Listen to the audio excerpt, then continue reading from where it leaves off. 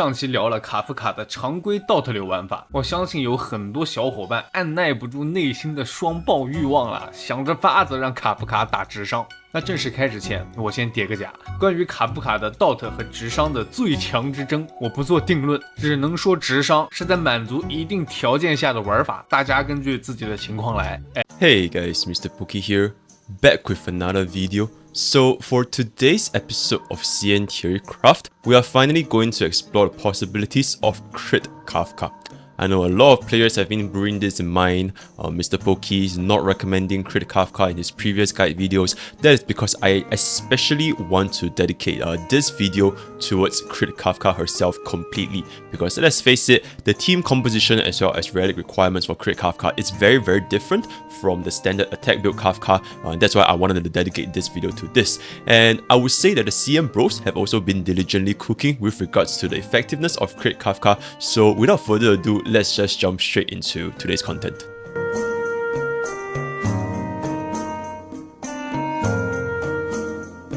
With regards to disclaimers, there's 3 things to consider when players want to build Crit Kafka, which is difficulty, viability, and accessibility. With regards to difficulty, a proper Crit Kafka has one of the strictest subset requirements across any units in the current game. Because for Crit Kafka, you need speed, you need attack, and you need crit ratios as compared to the other units where essentially you just need to stack on as much crit ratio as possible. If our Crit Kafka has very poor substats, right, if you don't have enough rolls for any of these 4 substats, from a direct comparison, Attack Kafka will outperform Crit Kafka. So it is very difficult to achieve a proper Crit Kafka build. Next, when it comes to viability, both Attack and Crit Kafka are perfectly able to clear MOC 10 even in 0 turns, right? Both builds are perfectly viable to do it. This build is more or less to show players with a pre-existing crit set that has good attack / speed subs, right? So if you already have this and you're using on a previous DPS such as Jingyuan, feel free to just slap this onto a Kafka and she would still perform equally well, if not better. And lastly, with regards to accessibility, Crit Kafka is functional even at E0, S0. In fact, higher Idlers benefit Attack Kafka even more because towards E6, a lot of the multipliers, such as from the E5, the E3, they are not affected by crit. So majority of the benefits, especially when you go towards E6 Kafka, then Attack Kafka is going to scale even better. So that's that for the disclaimers with regards to Crit Kafka.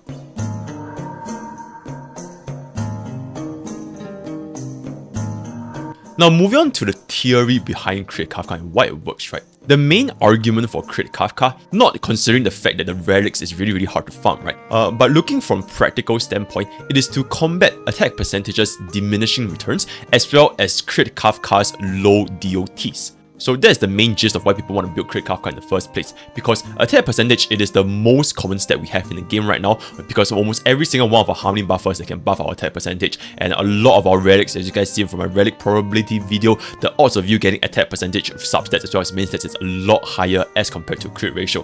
While on the other hand, Crit suffers from not utilizing Kafka's massive 290% DOT multiplier from her ultimate. So in the ideal world, Crit Kafka requires both building crit ratio as well as not neglecting her attack. So this is going to be the most optimal setup. Looking into her damage composition, as I've seen from my previous video, Kafka's initial damage in a kit, it is not extremely poor. Even though it is not the majority of the damage, it is roughly only at 30%, but it is not really bad to the point where you completely can forsake her initial damage output. Because if you do ignore her initial damage output, then you're basically removing 30% of her damage, which is quite substantial.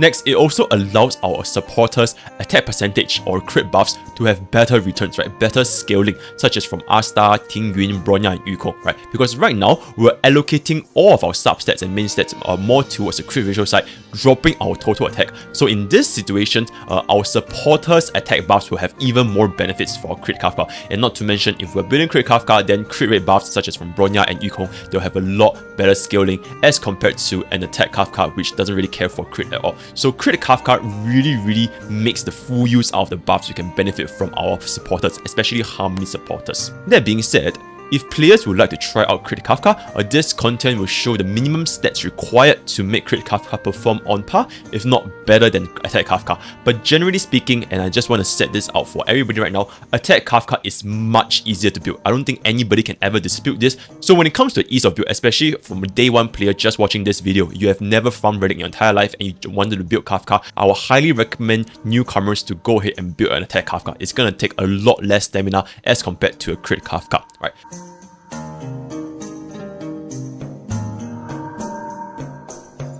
Now moving on to the build itself, as you guys can see over here, I've summarized it. For relic sets, you want to use 4-piece Sizzling Thunder as well as the 2-piece Space Sealing Station. As for the light cones, you can use either her signature light cone or her Good Night and Sleep Well as 5. Next, for relic main stats, in terms of your boots, chest, rope and orb, you're going to be using speed boots, crit rate chest, attack percentage rope and lightning percentage orb. And lastly, for relic substats, you want to focus all in on crit ratio in all your substats, followed by attack percentage, followed by speed. And I'm going to be explaining this to you why this is the case in the following section. Right, so the reason behind the build, number one, for Sizzling set, it is the only set with lightning percentage, so this should be a given, regardless if you're building Crit Kafka or Attack Kafka. Sizzling should definitely be the main priority. Aside from this, it also has the highest 20% attack boost across any relic subsets, right, compared to, for example, Musketeer's 12% attack boost. So in terms of raw attack as well as elemental damage, no other set comes close to Sizzling 4-piece. As for Space Sealing Station, because of the fact, like I mentioned earlier on, we are not forsaking attack percentage on our Crit Kafka, so our Crit Kafka still needs to build some attack percentage. And in this regard, 24% attack is really going to be very valuable for our Crit Kafka because this is roughly equivalent to 6 attack subs, as compared to, for example, if you want to build Rutilant Arena or Salsoto. In terms of raw stats, that's 8% crit rate, and 8% crit rate is translated roughly to 3 subs, right? So in terms of substats alone, and like I said, Crit Kafka needs a lot of stats, right? Space Sealing Station is going to give us more stats from a raw stat standpoint. Now, with regards to a light cone, her signature is the best installer. I don't think this is any different between attack and crit, although Good Night and Sleep Well, it is an excellent substitute. Keep in mind though that if you're going to be using Good Night and Sleep Well for Attack Kafka, you might not be able to hit the full 3 debuffs, because in most situations in Attack Kafka's team comps, you're going to be running 2 supporters and 1 healer, right? And those supporters, they generally don't have any debuffs, right? You're going to be running Bronya, you're going to be running Tingyun, you're going to be running Asta. So for the most part, the only debuffs that Kafka can apply is from herself.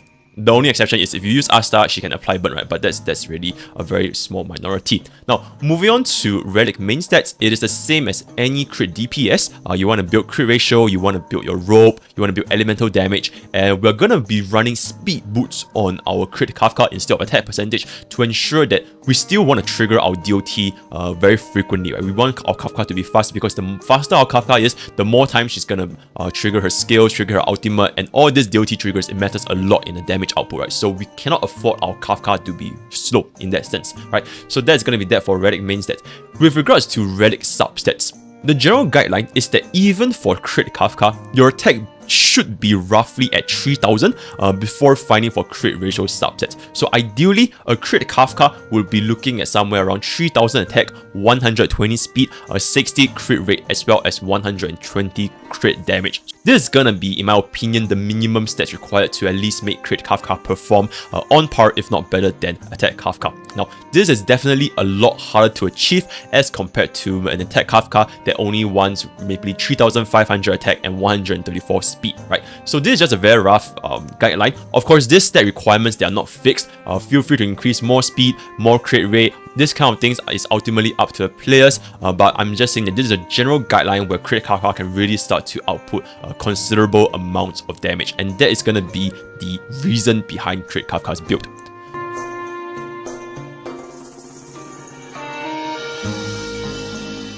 Now, moving on to Crit Kafka's pros, right, her strengths. This is the optimal hyper carry setup. What I mean by hyper carry is essentially we're just running Kafka as our only carry with all our supporters and healers supporting Kafka herself. While Attack Kafka functions really well as a solo DPS as well, as you guys would have seen from a lot of videos by now, Crit Kafka benefits a lot more from all her supporters due to the better scaling other sets, because comparing Attack Kafka and Crit Kafka, all the attack percentage buffs that we would have gotten from our supports, such as Tingyun and Asta, they have more impact on Crit Kafka since our Crit Kafka's attack is lower, right? The higher attack you stack, the more diminishing returns attack get. And because of this, Crit Kafka with a lower attack and more crit ratio is going to benefit more from a Harmony support as compared to Attack Kafka. So this would be the optimal hyper carry setup. Secondly, when it comes to relic resourcefulness, assuming that you already have gathered the sufficient crit gears required to make her work, right?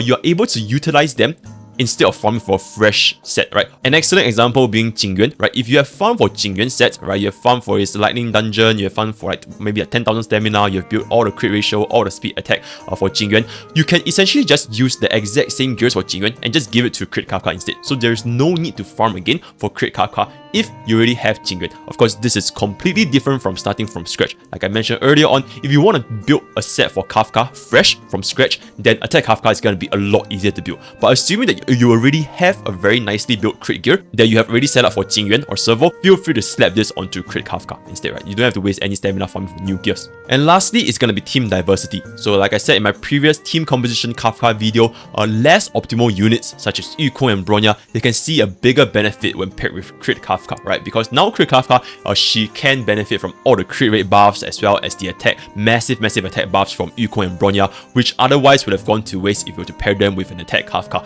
Although Crit Kafka would not scale really well with DOTs, because like I mentioned, the role of a Crit Kafka is to be a hyper carry. She's not meant to support other DOTs generally, right? You want to use her with other supports just like any other main DPS. So these are the 3 strengths for Crit Kafka.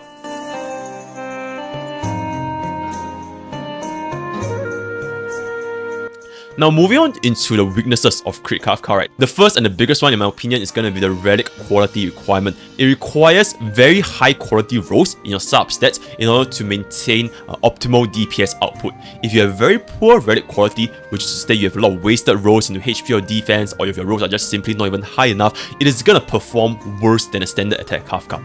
So imagine this, if you only had 15 usable stats and the other 15 is just like wasted subs, right? For example, you roll into effect res or HP or defense. In the 15 substat scenario, Attack Kafka will outperform Crit Kafka. Because Attack Kafka, there's a lot of room for error, right? You just need to roll her attack and speed, and this can be easily obtained from main stats, and she's pretty much good to go, as compared to if your Kafka doesn't have enough rolls. If you only have like, for example, 15 out of the 30 rolls, the damage output is gonna be a lot worse than Attack Kafka, because you either have not enough attack, not enough speed, or not enough crit ratio, and all this is gonna definitely impact you more as compared to Attack Kafka, right? Because you really just need attack and speed for Attack Kafka, so that's gonna be dead. Next, it is limited to the main DPS. Since we reduced our Crit Kafka's overall attack to allow for our supporter's buff to become more impactful, she's definitely gonna underperform as a sub DPS if she's not receiving the buffs, right? So for example, if you want to pair a Crit Kafka with, for example, another DOT, right? If she's not getting enough attack percentage buffs, then her performance is definitely gonna be a lot worse as compared to Attack Kafka, right? Crit Kafka really wants the supporter buffs. We intentionally reduce her attack, increase the crit ratio so that we can improve the effectiveness that she obtained from other supporters when you pair them with Crit Kafka. And lastly is future-proof scaling. When better 5-star DOT units are released, Attack Kafka's strength will improve, while Crit Kafka's is gonna stagnate due to a role as a main DPS. Whenever a new DOT comes out, Crit Kafka is not going to be able to make use of this new DOTs, right? She's essentially stuck to the role of being a hyper carry, and her strength is only going to be as high as her personal relic investments, as well as how good your Harmony supporters are. Whereas for Attack Kafka, if better 5-star DOT come out with like crazy high multipliers, like 350%, 400%, then Attack Kafka is going to scale really well and even transition into a sub DPS, whereas this is not going to be the case for Crit Kafka.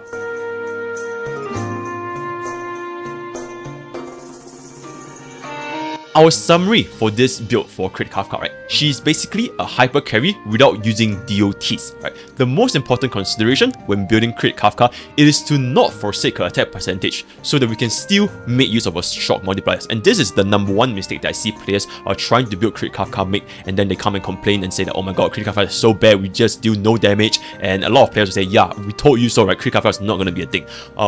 Ironically, this is true to a certain extent, and this is stemming from the fact that it is a lot harder to build Crit Kafka. Because if you don't have enough substats into your attack or crit rate or speed, right, then she's just simply not going to perform as well as an attack Kafka. Once your relic investments are in place, for example, like I said, right, each person have roughly 30 relic substats. If you have achieved roughly like 25 out of 30 relic subsets in all the right subs, in this situation, Crit Kafka is going to work, maybe even better than Attack Kafka in a hyper carry setup, because her DPS stats are very well distributed. They are not heavily weighted into attack and speed itself, because like I said, attack does have very heavy diminishing returns when you stack on a lot of attack onto Kafka, especially when you pair her with Harmony units. So once done, Crit Kafka is a demonstration that even as a DOT unit, she can be built with crit as long as her attack is there, right? So this can also potentially pave the way for future DOT units to use a crit build, cementing crit's effectiveness as a universal DPS build, right? Be it if you're a DOT unit, be it if you're an initial damage unit, direct damage unit, follow-up damage, all these DPS, you can more or less make use of a proper crit build, assuming that you have the right substats. That said, it is much harder to build an optimal Crit Kafka as compared to an optimal Attack Kafka. From a strictly stamina standpoint, assuming that you want to farm from scratch, Attack Kafka allows more relics to be utilized by the players where they previously were not used, while Crit Kafka is recycling what players were using on previous crit DPSs.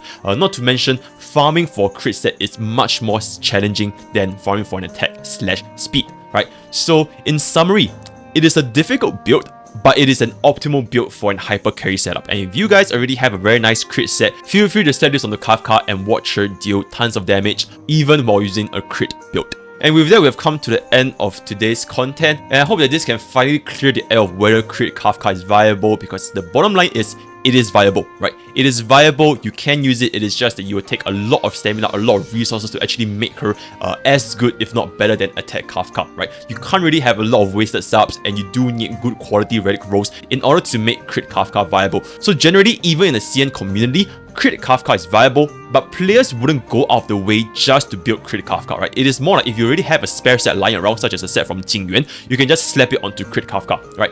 If you just want to build a Kafka from scratch, it will be highly recommended to just build an Attack Kafka instead, because it is much easier and you get pretty much the same performance, if not better, assume that you have equivalent substat rows, right? If you guys would like to partake in any discussions, feel free to join my Discord, Poke's Village, where we have tons and tons of active players. And if you guys would like to catch my stream, it's gonna be twitch.tv/MrPoke up here. And with that, we have come to the end of today's content. I'll see you guys next time.